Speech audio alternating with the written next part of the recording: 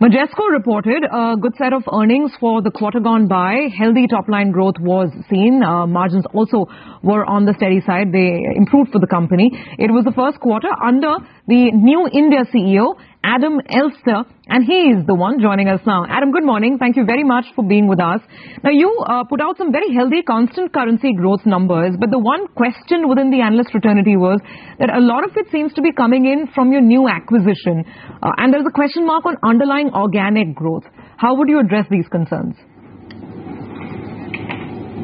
Thank you very much, and thank you for having me today represent Majesco. As you said, we had a very healthy Q3, and we're happy with the numbers. We were very proud of the results we had, and the XX acquisition certainly contributed to our results. And the organic revenue year over year, we were proud of the results. But typically in our business in the December months, there is a little bit of dip in some of the revenue. And with that, we did see no loss in momentum of the business, but rather some one-time slowdowns in some of the projects, but no long-term effect on the revenue. Okay, fair point, Adam. Good morning to you. Can you give us some more details on cloud revenue that appears to have given you such a boost? Absolutely. And again, for us, that's a key part of our strategy for the business and where we really see the focus for us moving forward as a differentiator. As much as our revenue is up 12% year over year, we were most proud of the fact that our cloud revenue was up 66% year over year. And while it's interesting to see that the business was up 60%, 66% year over year, what was very interesting is cloud revenue now represents 42% of our total revenue. And when we look at the mix of the business as we move forward, we believe that that's the key metric and trend that we're seeing that really aligns not just to our strategy, but what our customers and the market demands of us. Can you maintain this frenetic pace of growth?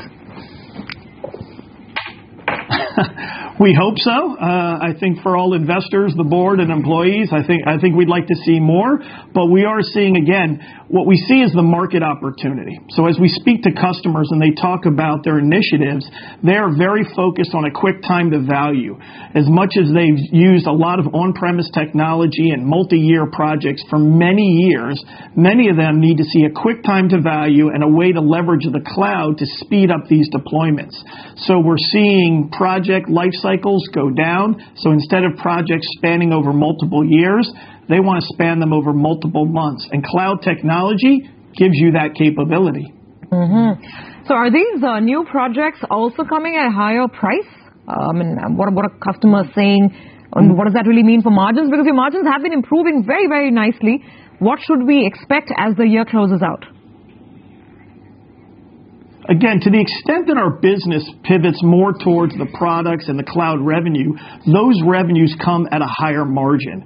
So we do believe that margin increases are directly affected with the blend of our business.